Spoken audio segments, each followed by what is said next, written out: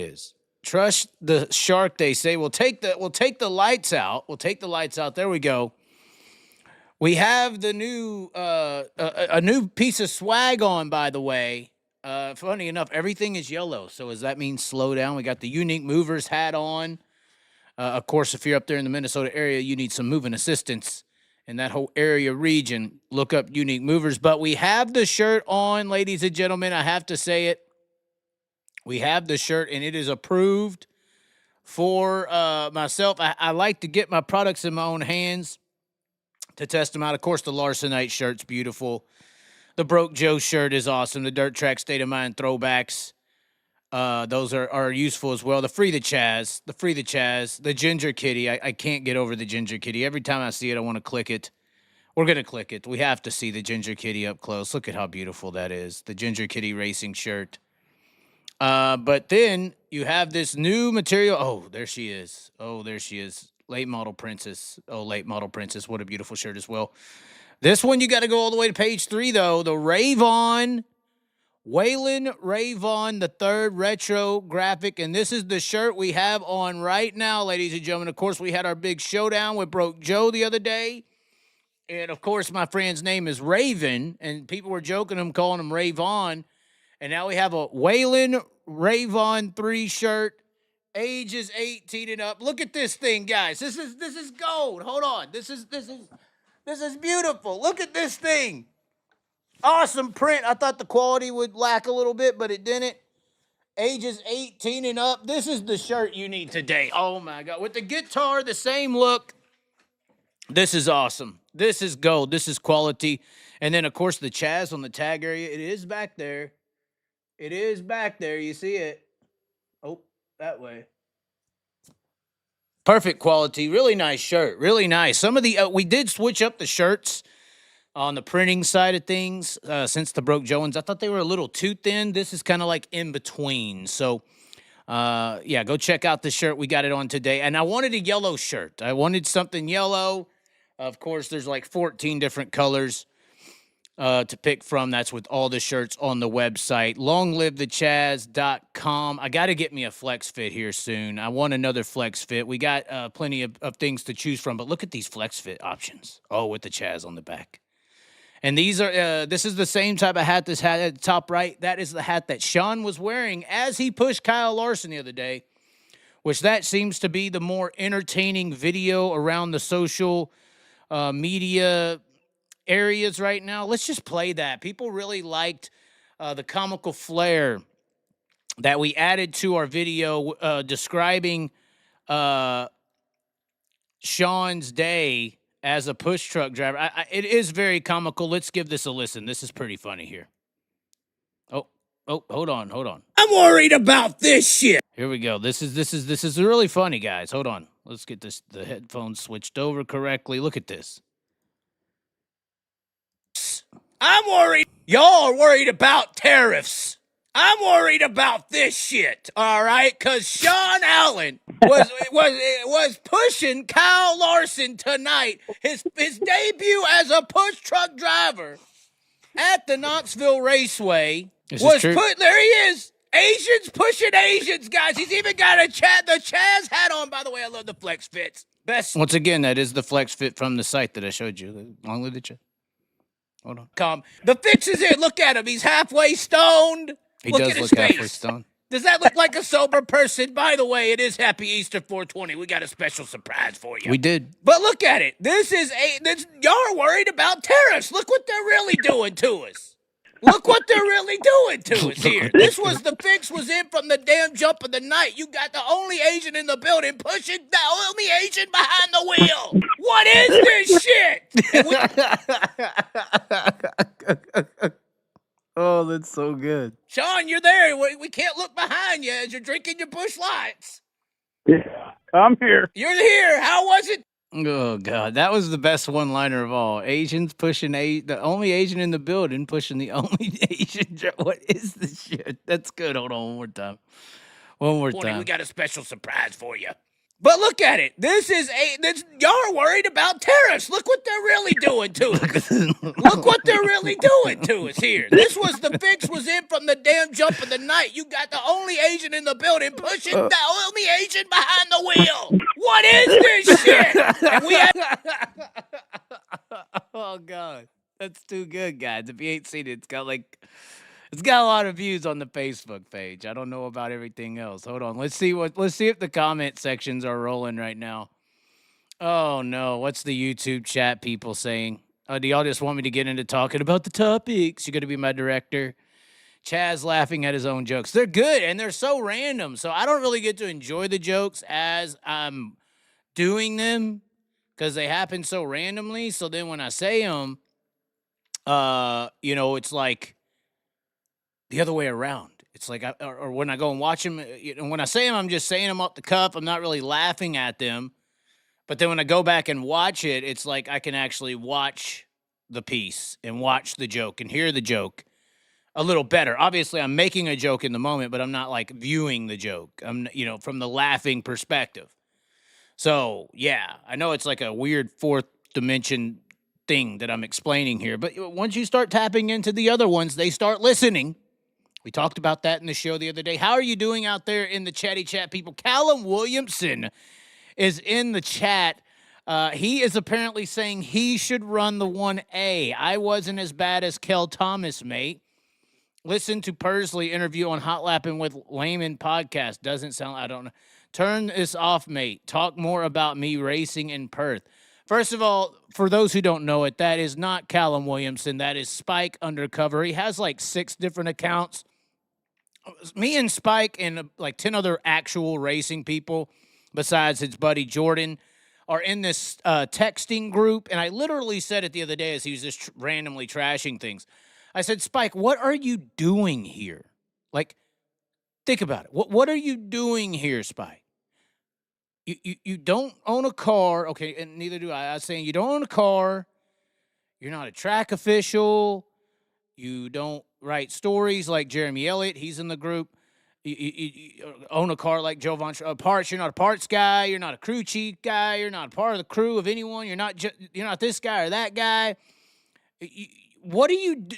You don't have a YouTube channel, a Facebook page. You don't make content around the sport. What are you doing here, Spike? Like, what are you doing? Why is anyone in this instance that I was describing, why is anyone in this text group listening to anything you have to say? Now, I get told this all the time. Well, you don't own the track or you don't have a car. And it used to be, well, you've never drove, Chaz. Well, you've never done this. And then I checked all these boxes and now they can't say that anymore. And not to mention, I started out before I even talked, on the officiating, announcing, marketing side. So before I even started talking, I was already in the business. Some people think I was just some guy in the stands who, got a little popular from talking crap on Facebook or something. No, I was in the managerial side of things for like 5-6 years. So, yeah, what are you doing here, Spike? You're doing your job. You're doing your job. I'll tell you that. We need more juicy details about that 1A and Thomas blow up. Oh, no. There's some other details to look up first, in all honesty. There's some other details. We are going to get to the Cale Thomas situation, but a very interesting scenario that has been going on. What is this going on? I think this race was in September. The Lucas Oil Jesse Hockett McMillan Memorial that happens every year at Lucas Oil Speedway. If my memory is serving me correct, this was the first time it was a 410 race with POWRi sanctioning. I do believe that is the case here. And Burke Motorsports, I still don't know how they want me to pronounce this. The driver, Jake Bubak, won this event.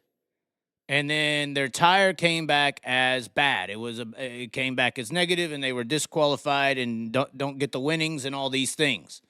Now, before we read this post, which is the main post that's going to be very interesting to describe, there was a post made on this team's Facebook page on March 25th, so just below a month ago. And this was basically the end because the team said, we didn't cheat. We didn't do X, Y, Z. We're appealing. We're doing this. We're doing that. This is a very long post, but at the end of the day, there was an update in February on the 12th saying, hey, after everything, this is a apparently quoted message from Kenny Brown at POWRi, talking to Patrick Bork, or however, I guess the owner of the team, Bork Motorsports, LLC. And this is that 27 car with a 360 on it, white wing, black car most of the time. And it had basically said, furthermore, your own independent lab has found the tire to be chemically altered. So the guy actually took the tire they said was bad, sent it in to get it tested, and it was bad. Or the piece they got back, I believe, is the case there. But regardless, this is basically saying all appeals, the board, blah, blah, blah. We found that our decision will stand. Hopefully this doesn't deter you from participating in POWRi events, trying to be very nice. And this was also CC'd to Talon Turner and Casey Schumann, which Casey Schumann is now the new Lucas Oil Speedway track promoter, which in February, I believe that had already been announced or had already grown some legs. Regardless, this is around this event, the 2024 Hockett McMillan Memorial. They come down here and to continue to say, hopefully in the past, this is from the team. Hopefully, due to this situation in the past and going forward, the tire testing and disqualification process could change and everything like that. And pretty much a closed, at this point, it came across as a closed case when I saw this post about this situation. But then, this was March 25th, but then today, I believe it was today, 8 hours ago, this came across the Facebook headwaves from the team. And it says, well, the tire saga continues. They competed at the Knoxville Raceway this last week with the World of Outlaws. It says, as we pulled into Knoxville this past week, I was approached by my friend Scott Baguski, or however you want to say it, Bakukihuki, who ran second in the OCHS Racing 1X in that Hockett McMillan at the race at Lucas Oil last fall. So he finished second, leader DQ'd. He's the official winner of the Hockett McMillan. He says, he asked me if I was suing POWRi. Through this discussion, I learned that Kenny Brown had told Scott that he could not pay him the winner's share of the Hockett McMillan Memorial at Lucas Oil Speedway because I was suing him. This is completely not true. Kenny Brown and POWRi, this is their statements, are trying to steal the winner's share, $10,000, of that race. The purse money is the racer's money, Mr. Brown. Pay it. Again, to be clear, I am not suing nor intend to sue POWRi. So, this is a very interesting development situation to where a month ago in March, everything had concluded.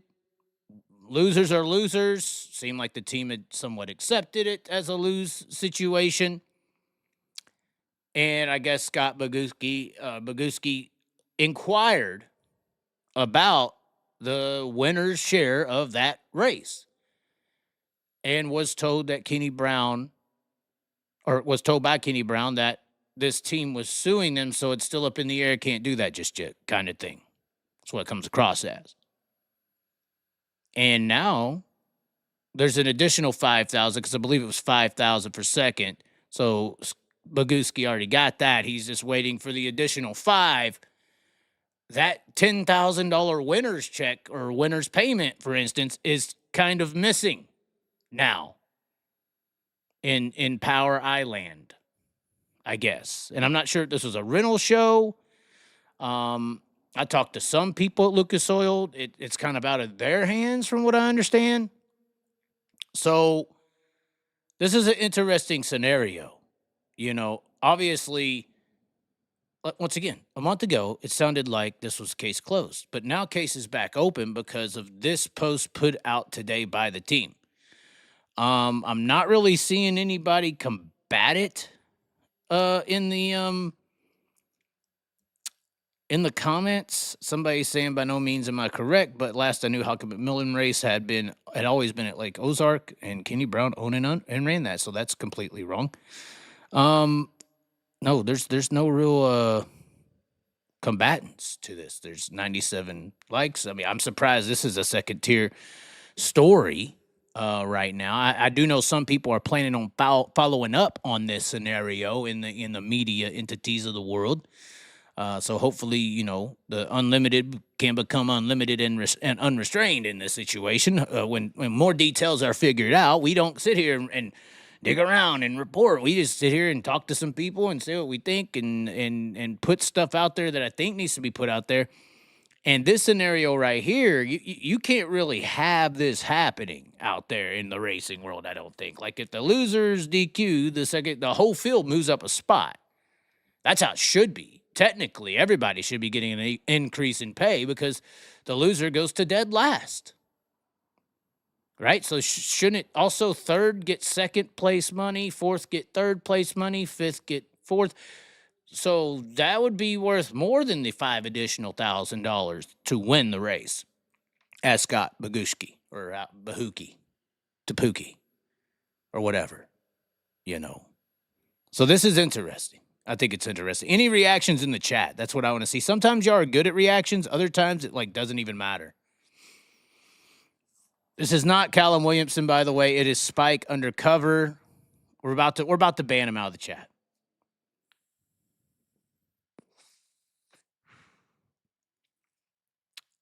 Chaz, can you get me the ride in POWRi, mate? That's so disgusting. Fake Callum Williamsons. If I was Callum, I'd sue him. I've always heard that POWRi is a shit series, that they don't pay the drivers. Heard it multiple times. Dustin Howard says. Heard the All-Stars are increasing prices on the first two races. Okay, so now we're switching subjects. Now we're on a Tulsa shootout video with Weldon Buford. He biked it and wrecked big time. Yes, I do remember that.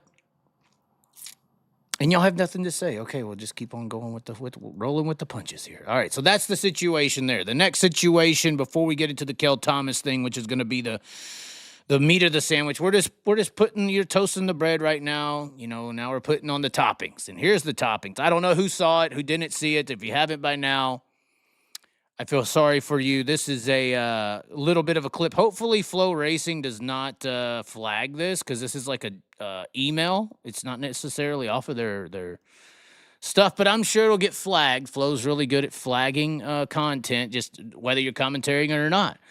Regardless, this was a hard-charging Justin Sanders going up through the field.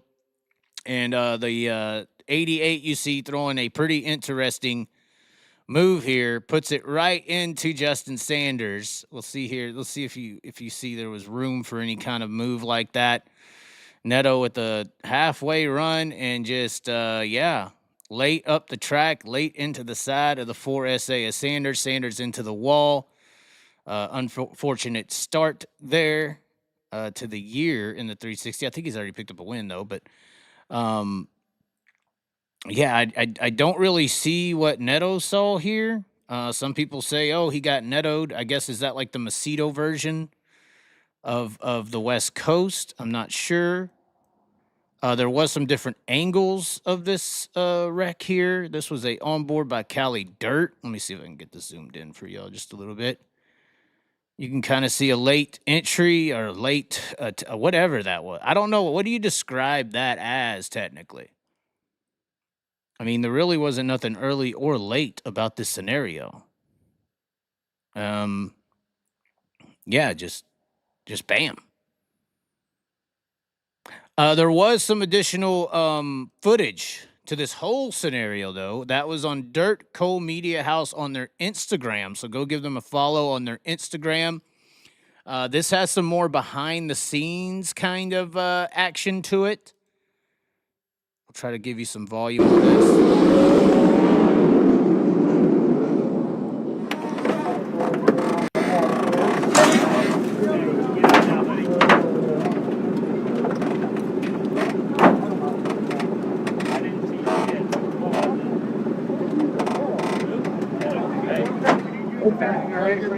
Bullshit, Scott.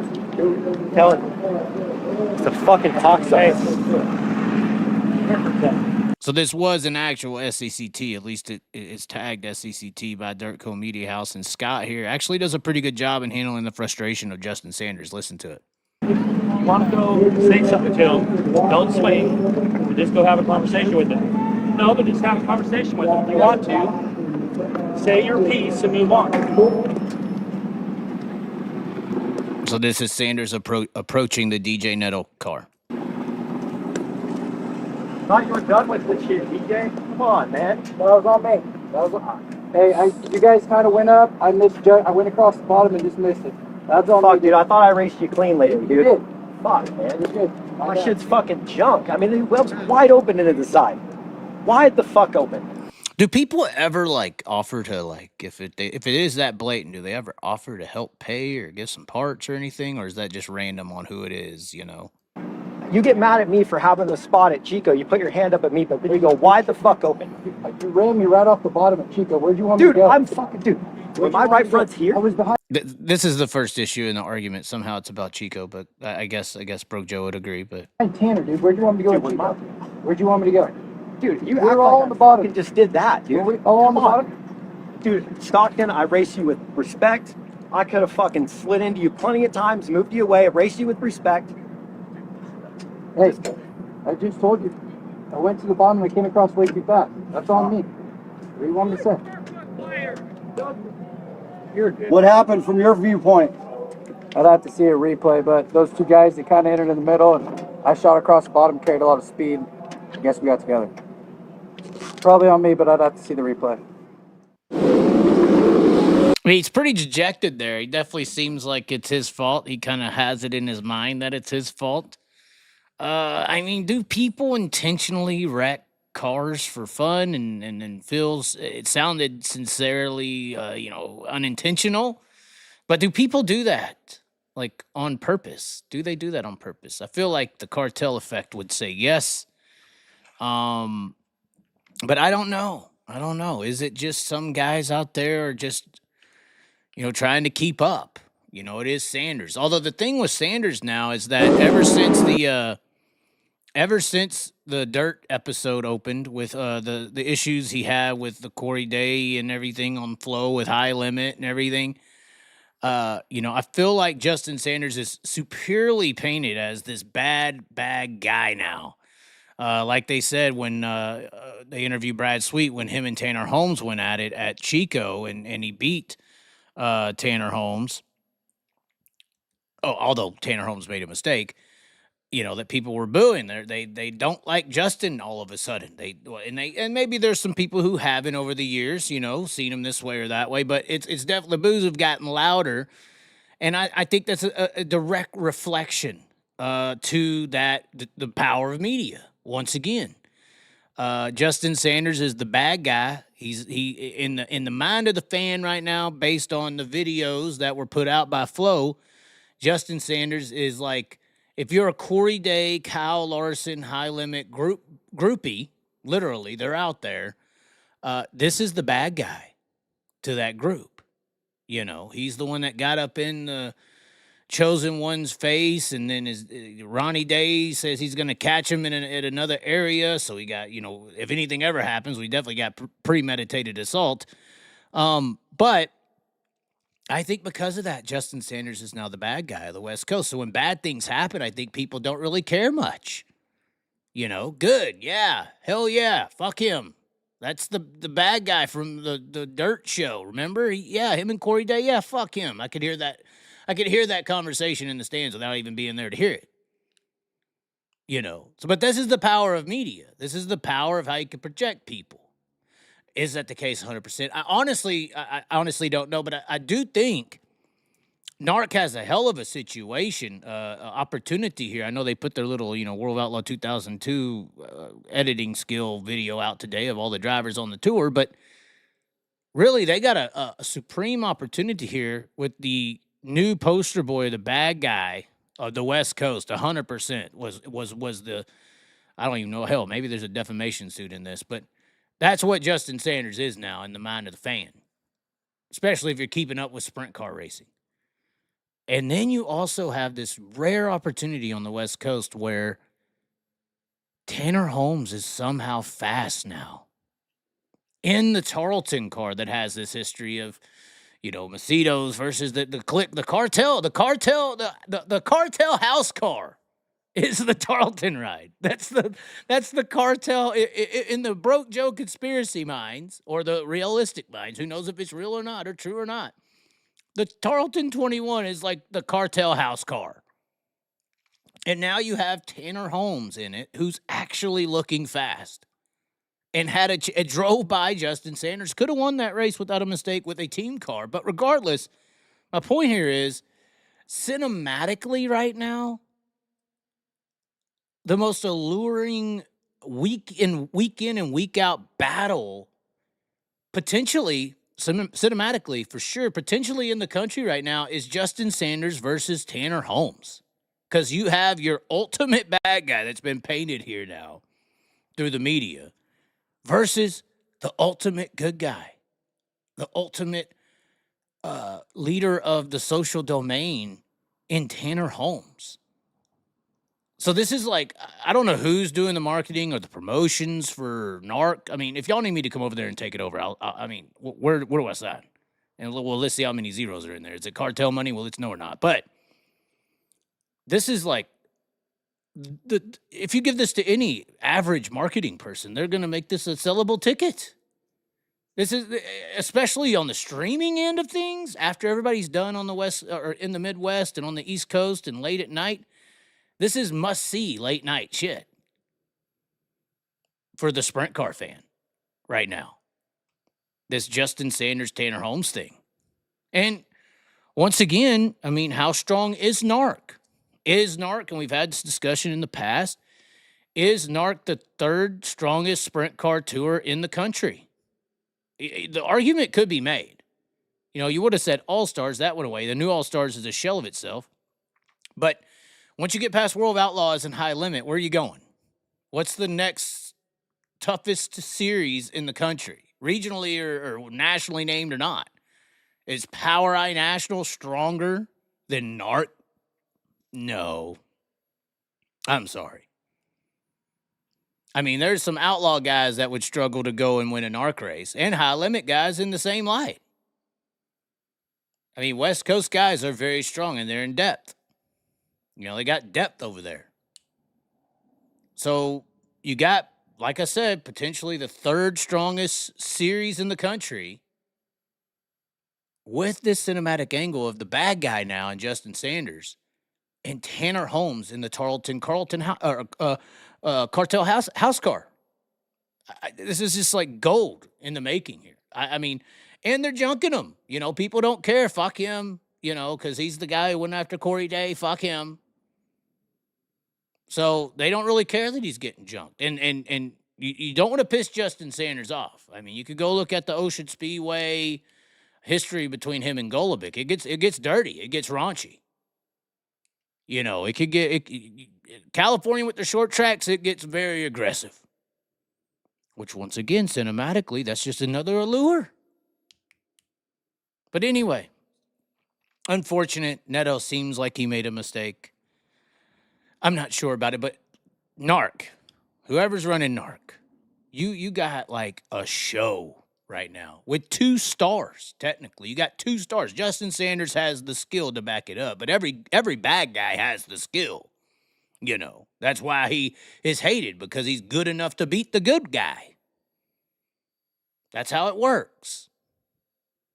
There's that threat that the good guy could get beat by this really good bad one. And Tanner Holmes, how consistent is that going to last? Obviously didn't have the outing he wanted at Knoxville, so all the naysayers are like, see, told you. But I still think on that West Coast, it's gonna be fast. It's gonna be interesting. And you got all the other players that are out there as well, and you can build them along. Any comments to the situation? Chaz is spot on right now. Thank you. What about Justin Peck? You never give him flowers, Chaz. See, this is Jordan and Spike. We opened the show talking about this. This Jordan and Spike, who are ultimate trolls. It's disgusting.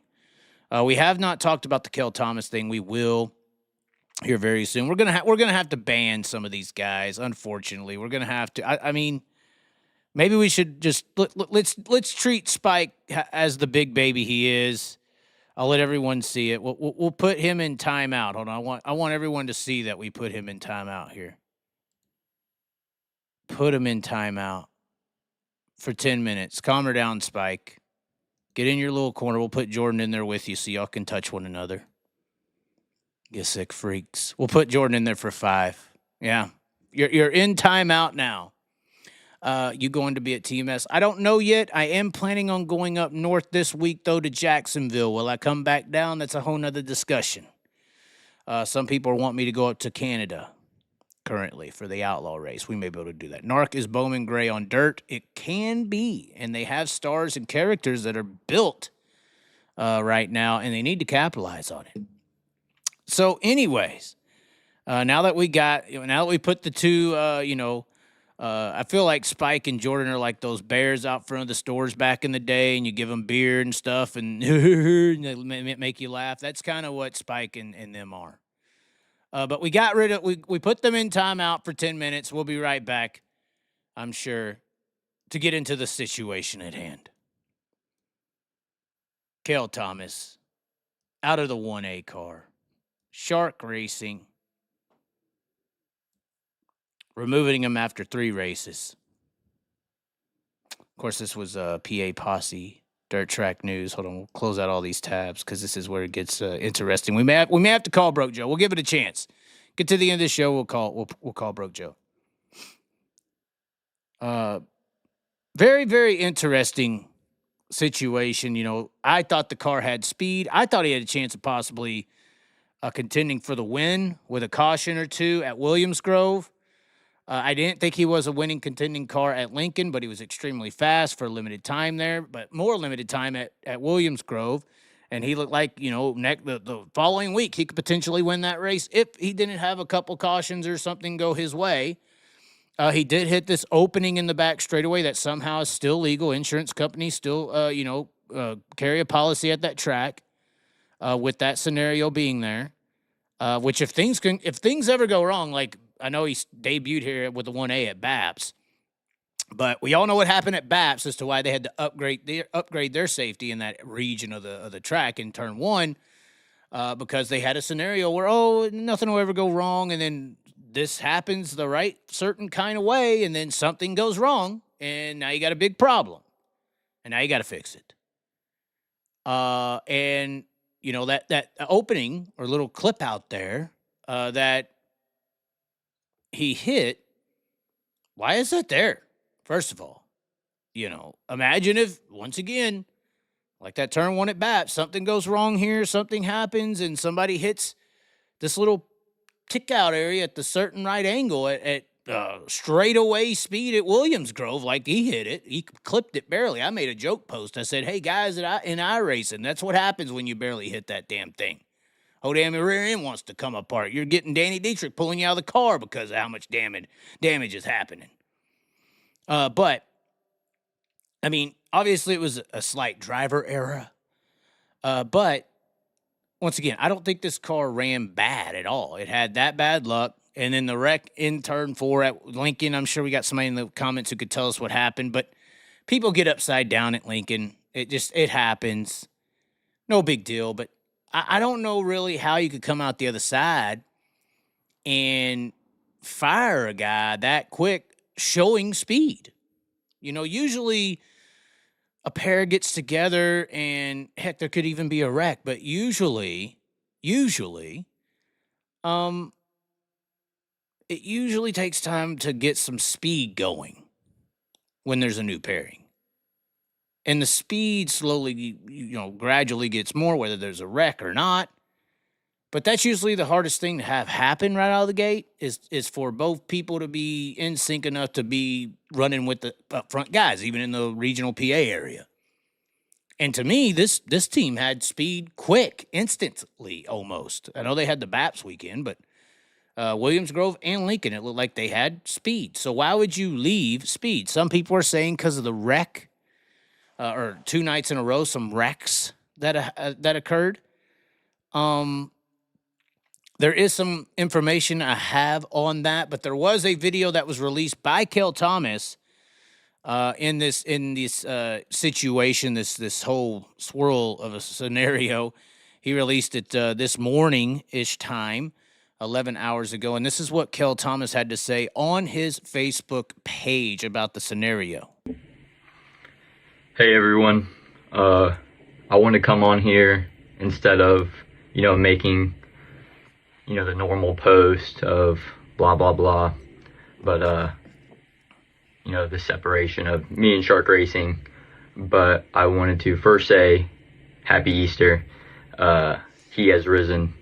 Thank you to our Lord and Savior for keeping me safe over this past weekend with my wreck on Friday. And thank you to Danny Dietrich and all the safety crew and all my safety gear for doing its job. And I really appreciate that. Well, me and Shark Racing were planning on running 75, 80 races, and after 3, it's been cut short. Definitely had speed, definitely grateful for the opportunity working with Jacob and Bobby and getting to know all the guys and sponsors and stuff. The speed that we had, I felt like, was pretty special and definitely something to work with for the future, both at the racetrack and honestly off the racetrack. Just everything's been great. The wrecks on Friday and Saturday have kind of what has cut it short. So just the way it is sometimes. The sport is tough, but obviously both on and off the racetrack I try to bring grace, bring determination, positive outlooks on everything. Just happen.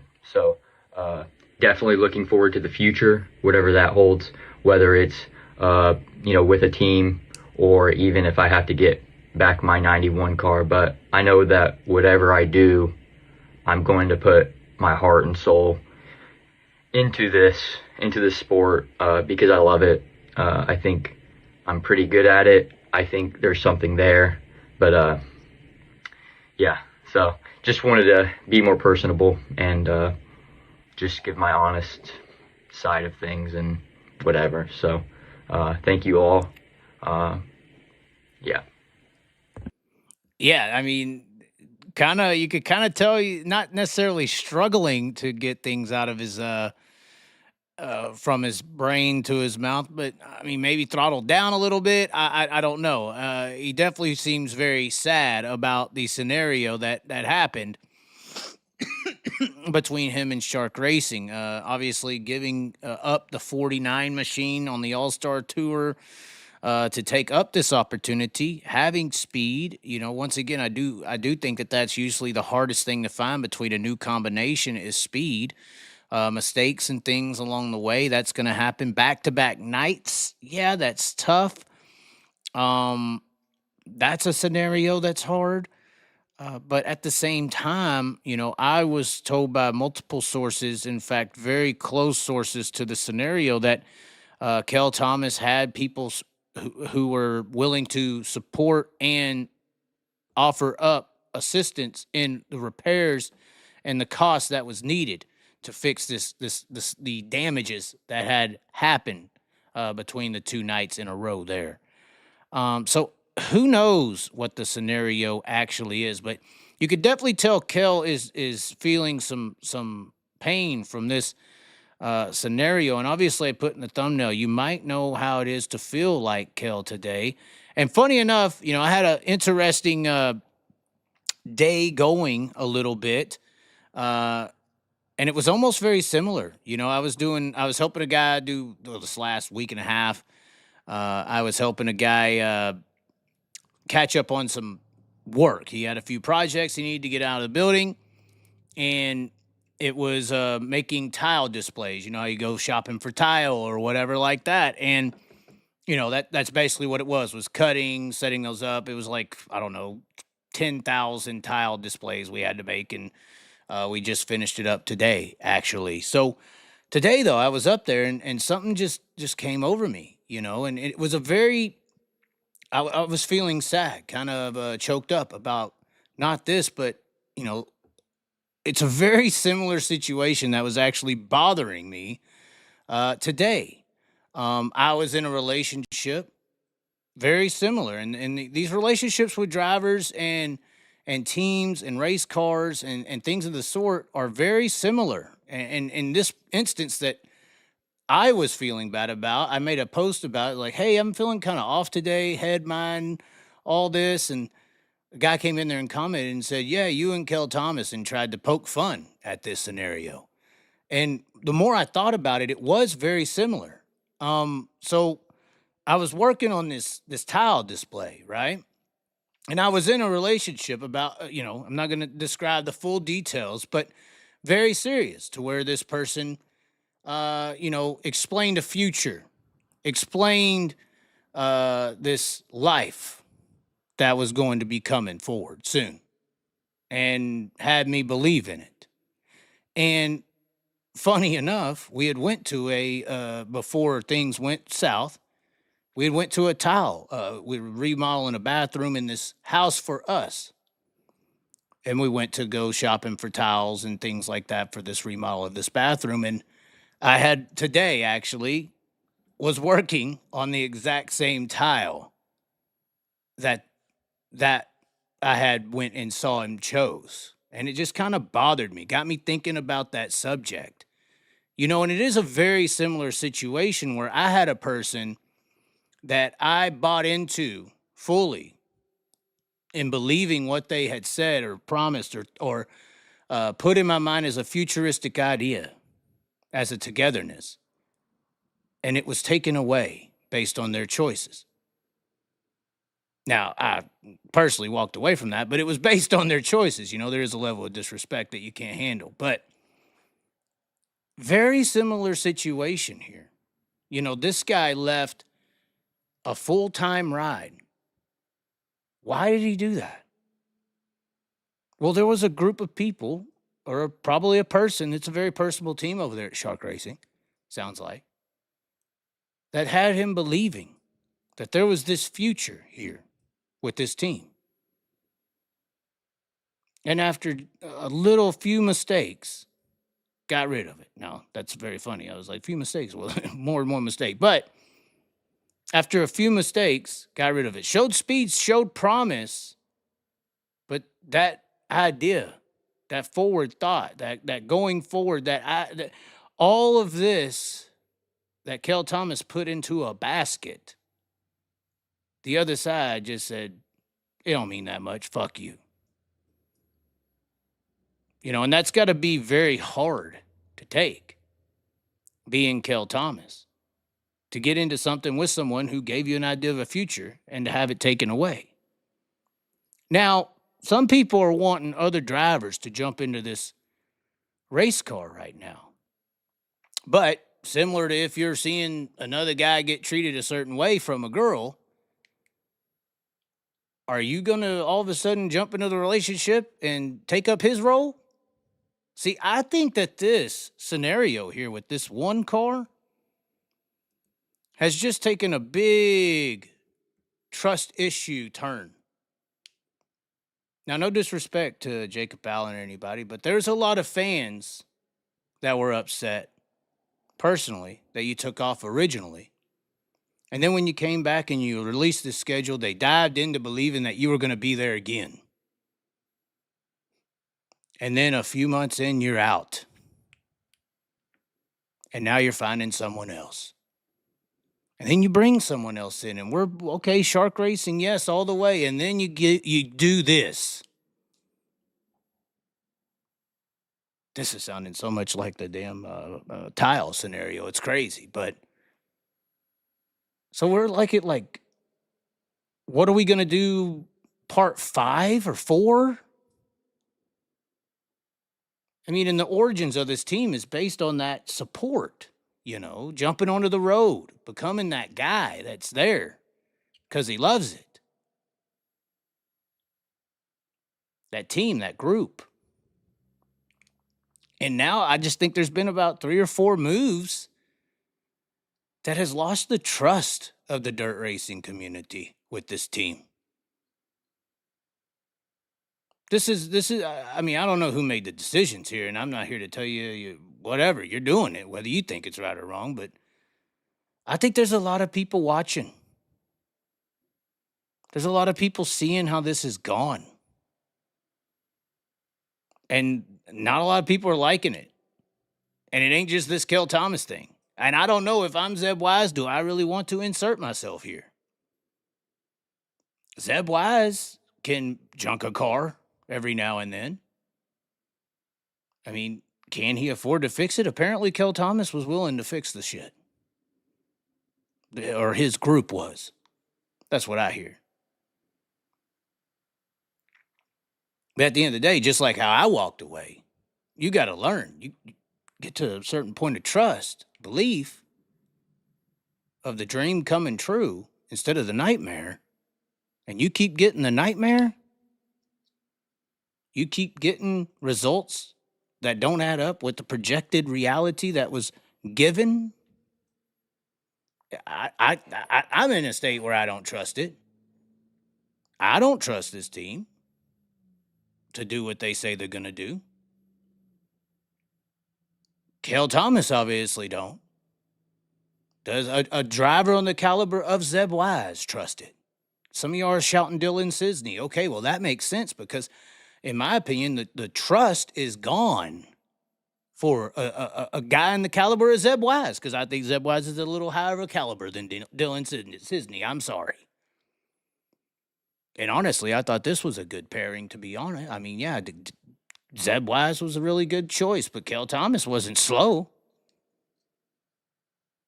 And they had the speed. So, yeah, I think this is a building trust issue situation with this car and this team. And once again, nothing on the mental health with Jacob Allen, but once again, I mean, bounce back and forth.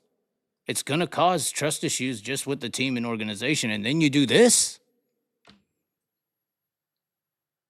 Just go ahead and go bar hop all night and go to some dude's house till 3 or 4 in the morning.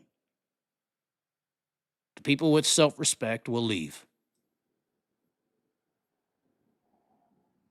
Anyways, that's my opinion. That's my thoughts on this scenario. I don't know where this team's going,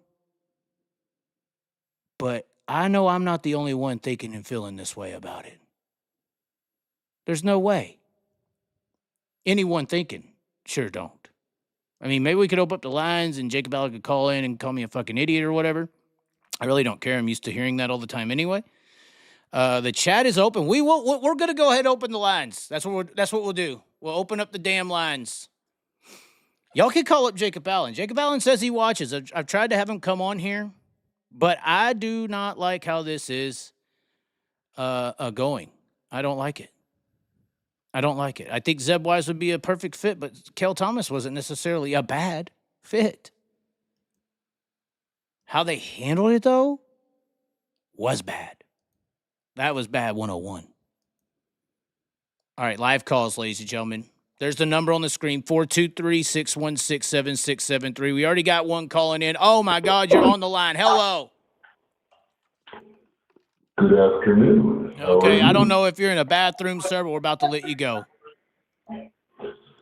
Well, you can listen. Hey, listen back to the show. I'm not being mean, but there's like a huge echo. We're gonna try to call you back.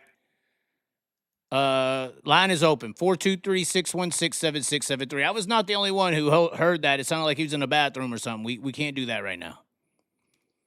And it was a returning caller, so it's Will. Yes, it was Will. Who am I putting in the 1A? I don't know. I think Dylan Cisney's a fit. If I'm a caliber driver as Zeb Wise, I mean, I don't know if I want to get involved into something like that. Just not sure about it. I mean, we could force call Broke Joe. We could force call Broke Joe. Is that what y'all want? Although Broke Joe probably won't answer. Broke Joe will probably not answer. Let's see here. We'll give it a try. I mean, Broke Joe usually and he's mad at us from the last show because we got all drunk and stoned on the show. Let's see. Here we go. He's calling back. Hello. Hi, how are you? You're good. You're all the way through. All right.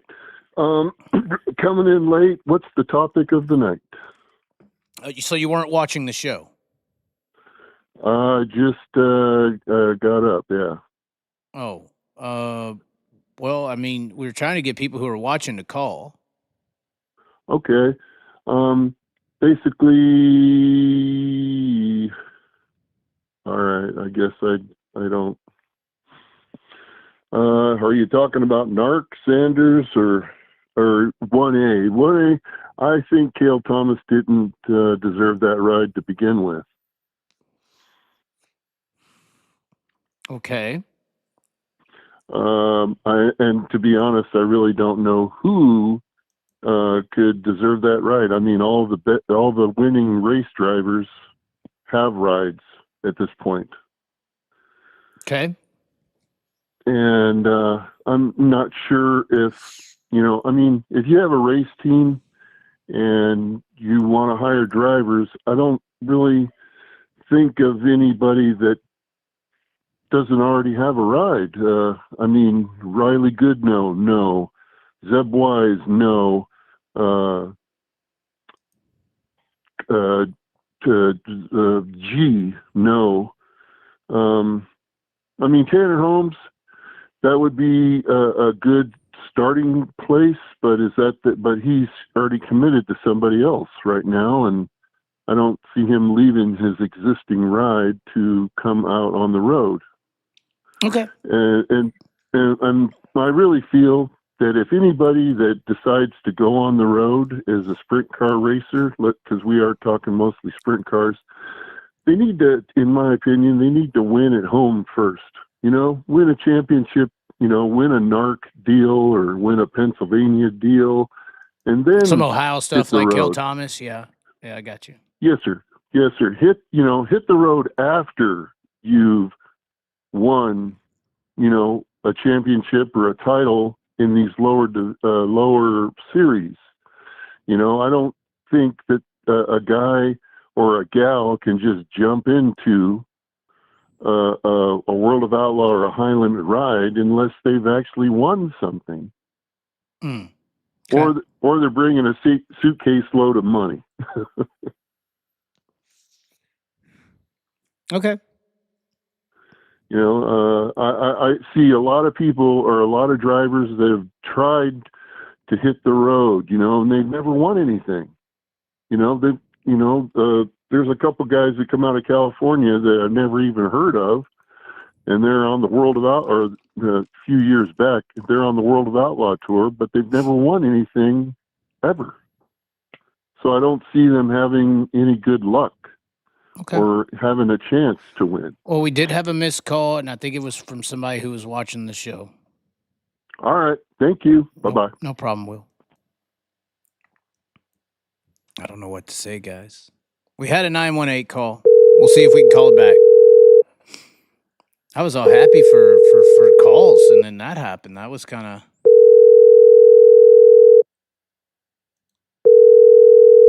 And then the guy doesn't even answer. This is weird.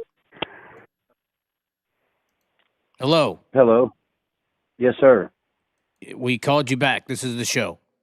Hey, Mr. Chaz, I was trying to drop you a dime on this Jacob Allen conversation. Okay, good. You're in it. You're not just calling as you woke up from bed or something. Good. Sir, I watch you all the time. I met you at the Chili Bowl. Okay. Anyway, long story short is no good driver will take that ride anymore because there's no way they didn't screw that kid.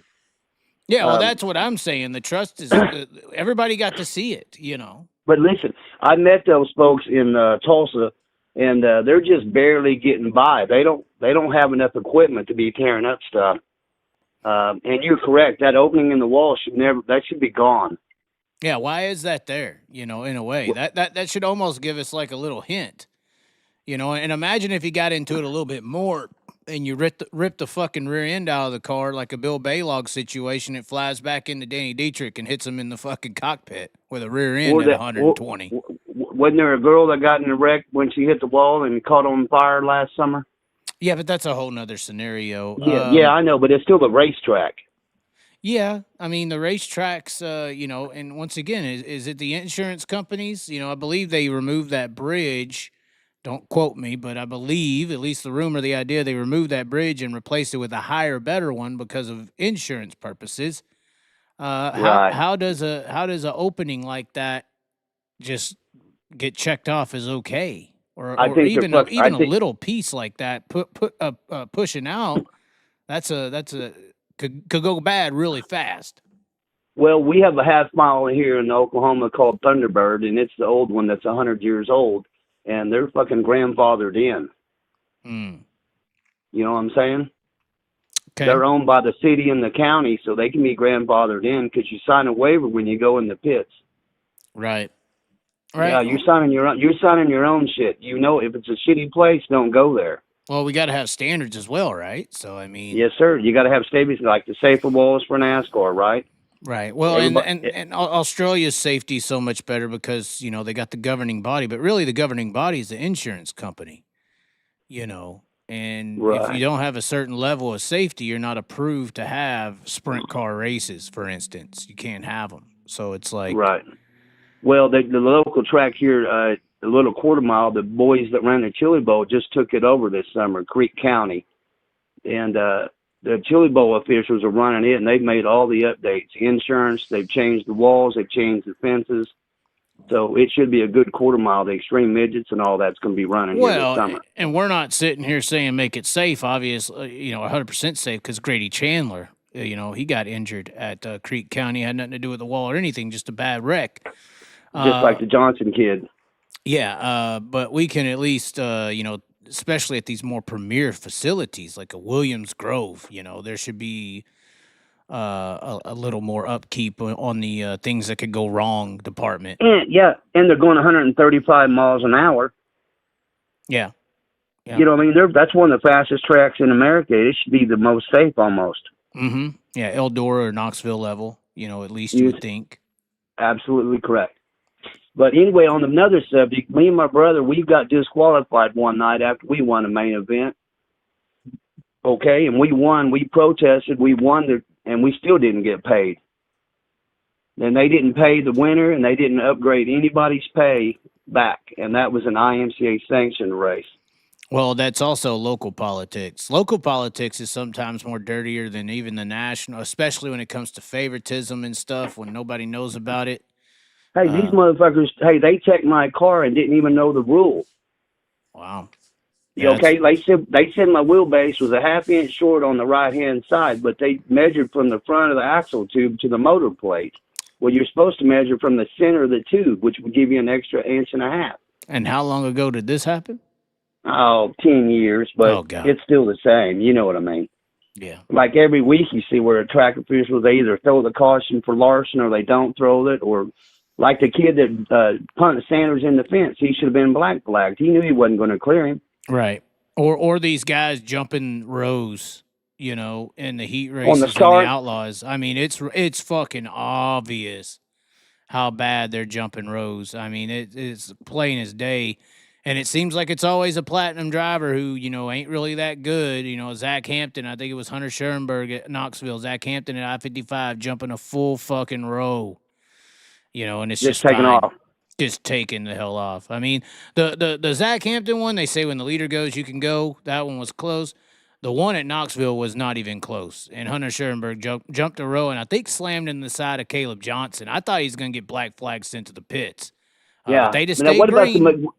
Is that Montgomery kid that loaned the motor out last week? Has he not got a full-time ride yet?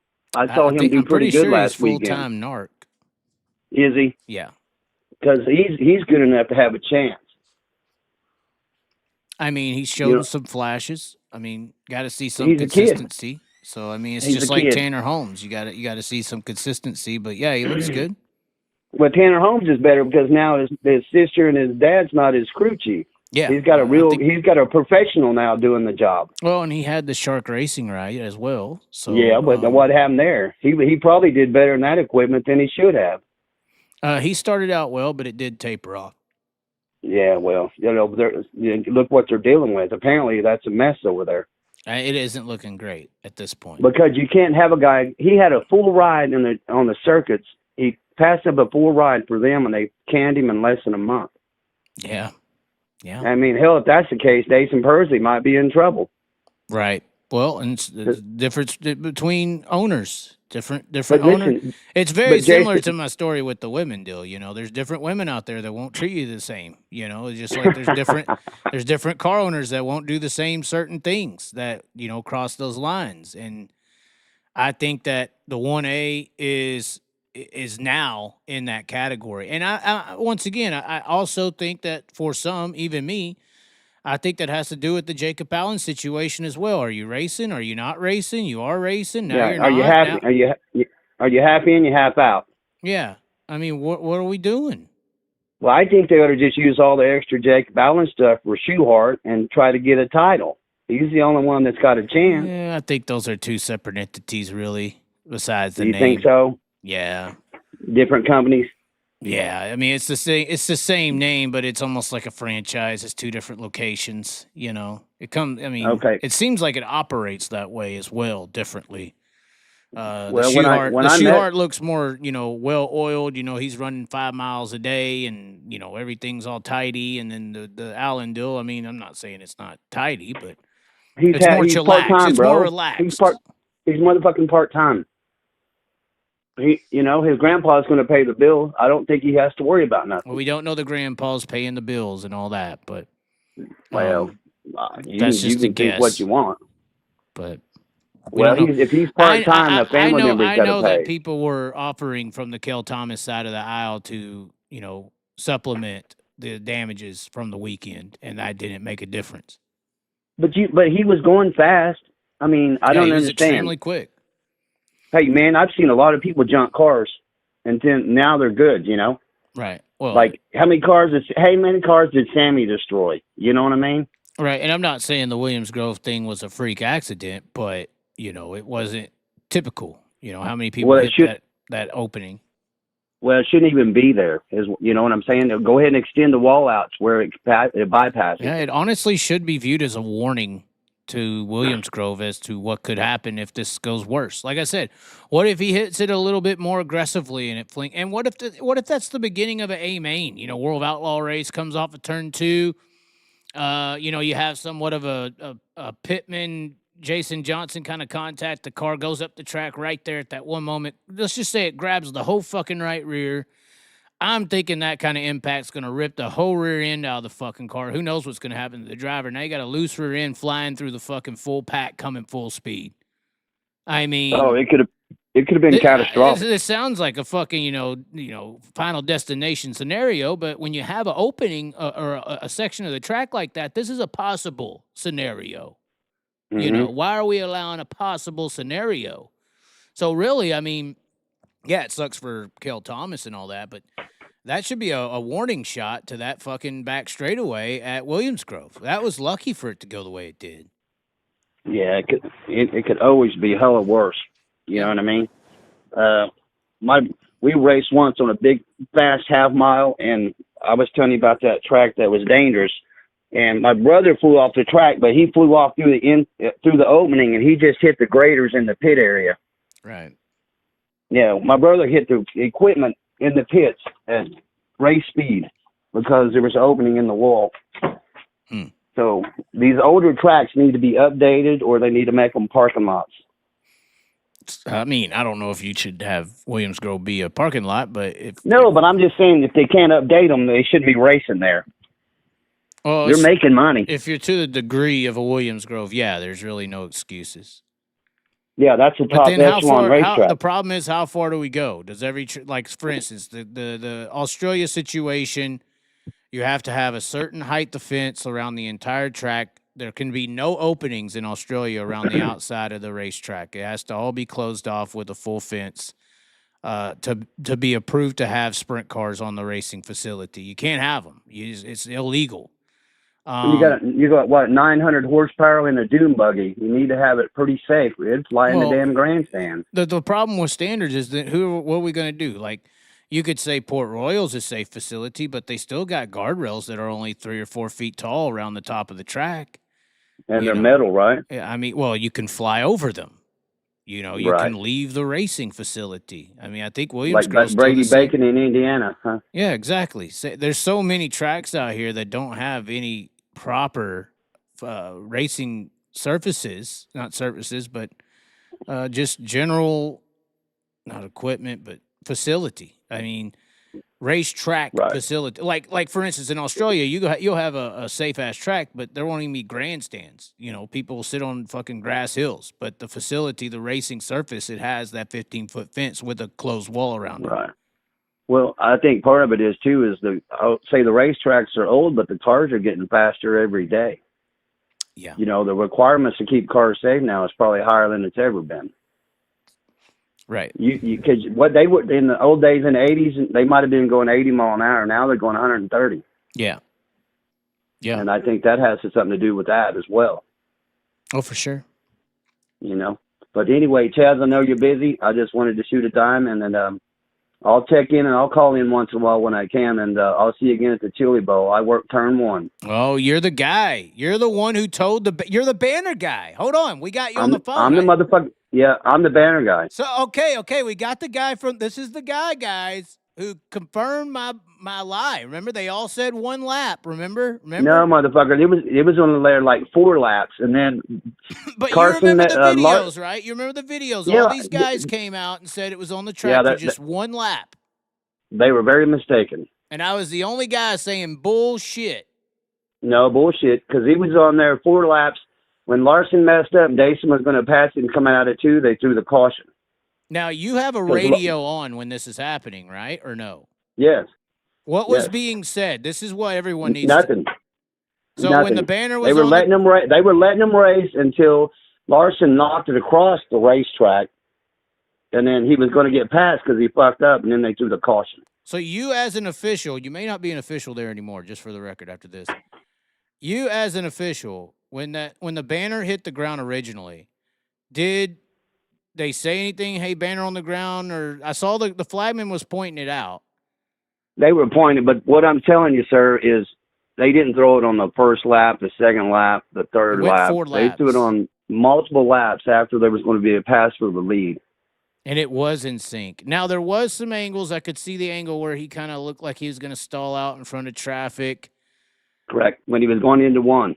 No. When he hit the banner and came off of it, it looked like he may stall in front of traffic. So it looked like they could have threw the caution to save his life or cause a collision to not happen. That's possible as well. But you're saying no. You believe. No, the banner was down there for multiple laps. But you believe they threw the caution because they thought he was wrecked or that he was going to get passed? Both. I think he got the silver spoon treatment. I mean, you're an official saying this. I can't deny it. I mean, I'm over here sounding crazy, getting laughed at by Caitlin in the pits and pointed and made fun of because I'm the one guy saying something about it. But you're an official sitting here saying, yeah, this is what happens. Well, all I can say for sure, sir, is it was on maybe 4 laps at least. For sure. 100. And you think they saved his ass? I'm positive they saved his ass. And then they didn't put him back a spot or fucking nothing. Hey, well, on top of this, sir, they made Dason go out there and out-qualify everybody in that place without letting him refuel. He ran out of gas and still was second quick. Yeah. And like I was talking to his dad, Clint, I said, Clint, you should have just started on the pole and you wouldn't have to deal with it. Mm-hmm. But, it's racing. He had a chance to pass him at the end, but Larson's too good once he knows where the line is and there's only a couple of laps left. You're not going to pass him. Well, and it is funny, this odd line that we had never seen until, Tulsa Shootout, where Larson made it famous to run the full car on top of the cushion.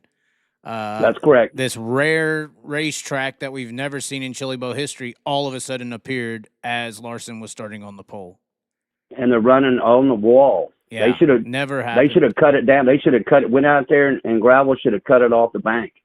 But that wouldn't have helped that Eagle experimental chassis that Larson Wow. had struggled to run well in when the track is smooth and it's about mechanical. I mean, I give it to him. It wasn't about having the best race car. It was about who could get onto the big berm up there and ride it. That's what it was about. It wasn't about the race car at that point. It was about the driver. So give it to him in that one. But they did save his ass, and you're They did confirming save his ass. It was 100% they saved his ass. Wow. You I mean, might you're going not to be an penalize official Kyle next Larson. year. You're going I'm just saying. Do what? You might not be an official next year. I mean, I've said it for years. This is one of the most corrupt buildings in all motorsports, my opinion. But Hey, well, I work for the fairgrounds in the city. They can't get rid of me. They can just tell me to go to a different spot. Oh, shit. So you're saying you got pulled. No, I don't have a pool. They just can't get rid of me. So, okay. I work a different entity. Like I'm working the racetrack, but I don't work for the racetrack. I work for the building that can secure. Like I'm in turn one as they're coming down the front straightaway. That's me.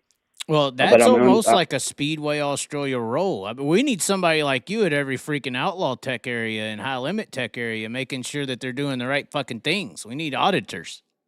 Yeah, I'm 59 years old, and I've been racing since I was 12. Right. And I can know what's legal, I know what's illegal, and I know a bullshit caution when I see one. Do you know what a crank trigger is? Yes, sir. Mm-hmm. Kevin Nouse. I'm just saying.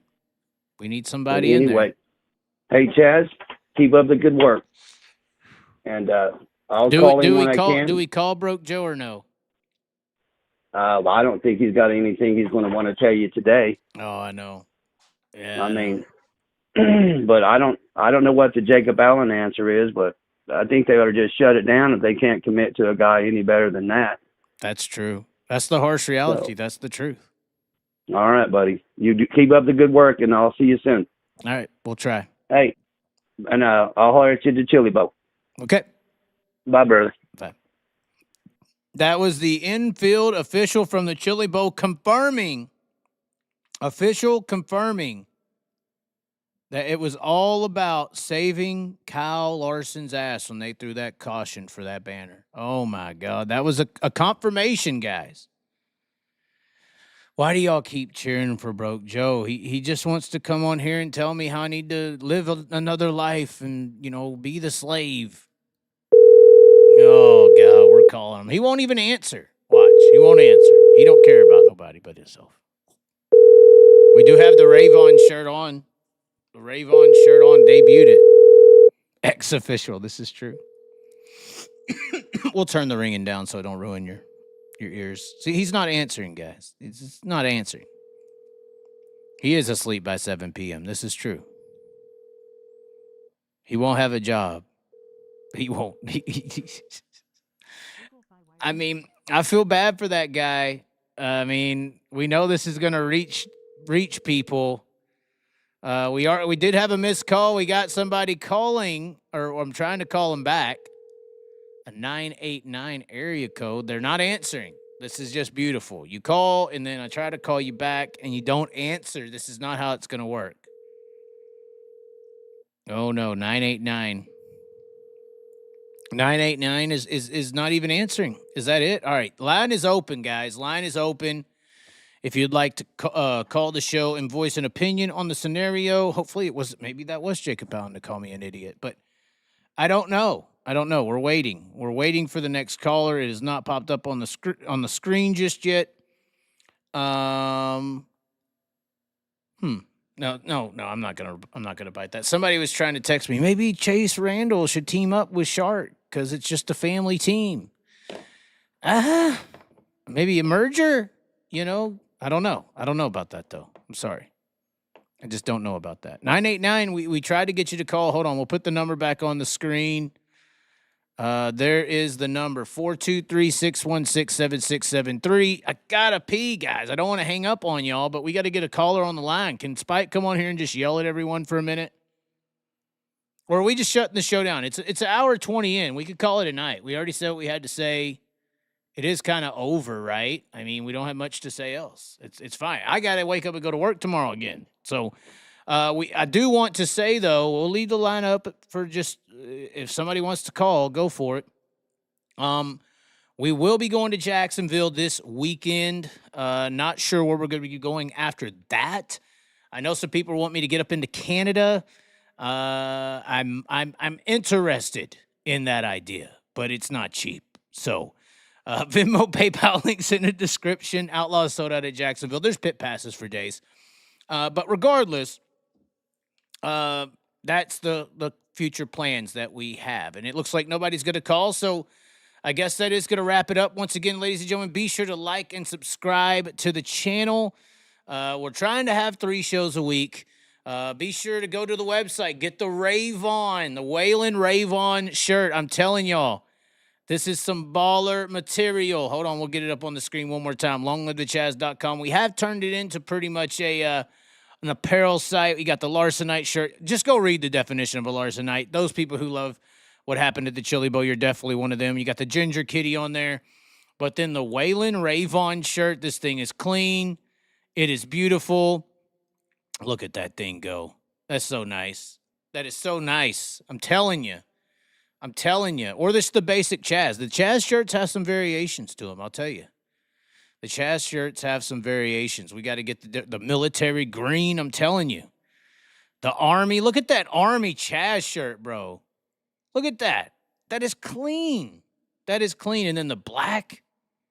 Oh, the black. Oh, the black. What's the aqua look like? We got some color. Oh, that looks clean. I'm going to have to buy me one of these. Team purple. What's that looking? Oh, bro. That purple with that pink, though. Just saying. Anyways, ladies and gentlemen, thanks for tuning in. Be sure to like the video. Share it around. As always, be sure to subscribe. And we thank you for tuning in. We will catch you next time. Bye, ladies and gentlemen.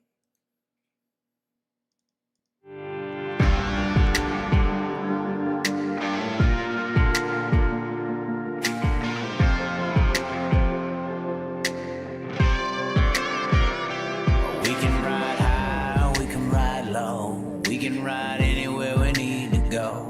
We can ride all night up to the morning, as long as we make the show. We can be the best, or we can be the worst. We can be the best thing you ever heard. With the motor singing and the grandstands ringing, it's hard to put it all in words. But this is how we ride, this is how we do. Riding mud, sliding up higher in the groove. Don't give a damn about the cash we're spending. With the time we got, we choose to play it on the go, to stay out on the run. We all high, riding and some.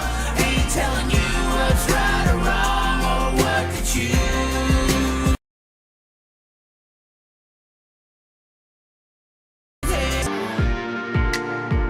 This is how we do.